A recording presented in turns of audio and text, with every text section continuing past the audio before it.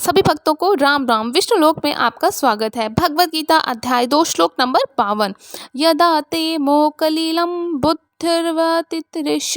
तदा गन्तासि निर्वेदं श्रोतव्यस्य श्रुतस्य च।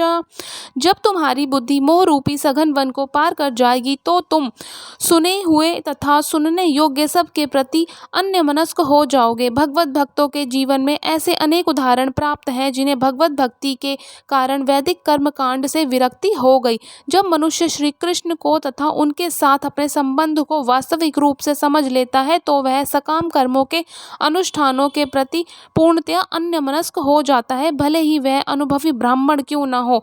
भक्त परंपरा के महान भक्त तथा आचार्य श्री माधवेंद्रपुरी का कहना है, हे मेरी त्रिकाल प्रार्थनाओं तुम्हारी जय हो, हे स्नान तुम्हें प्रणाम है, हे देव पितृगण अब मैं आप लोगों के लिए तर्पण करने में असमर्थ हूँ। अब तो जहाँ भी बैठता हूँ यादव कुलवंशी कंस के हंता श्री कृष्ण का ही स्मरण करता हूँ और इस तरह मैं अपने पापमय बंधन से मुक्त हो सकता हूँ। मैं सोचता हूँ कि यही मेरे लिए पर्याप्त है। वैदिक रस्में तथा अनुष्ठान यथा त्रिकाल संध्या, प्रातःकालीन स्नान, पितृ तर्पण आदि नव दीक्षितों के लिए अनिवार्य है, लेकिन जब कोई पूर्णतः कृष्ण भावना भावित हो और कृष्ण की दिव्य प्रेम भक्ति में लगा हो तो वह इन विधि विधानों के प्रति उदासीन हो जाता है, क्योंकि उसे पहले ही सिद्धि प्राप्त हो चुकी होती है।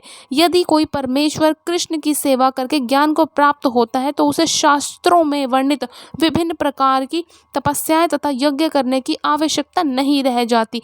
इसी प्रकार जो यह नहीं समझता कि वेदों का उद्देश्य कृष्ण तक पहुंचना है और अपने आप को अनुष्ठान आदि में व्यस्त रखना है, वह केवल अपना समय नष्ट करता है। कृष्ण भावना भावित व्यक्ति शब्द ब्रह्मा की सीमा या वेदों तथा उपनिषदों की परिधि को भी लांघ जाते हैं। हरे कृष्णा।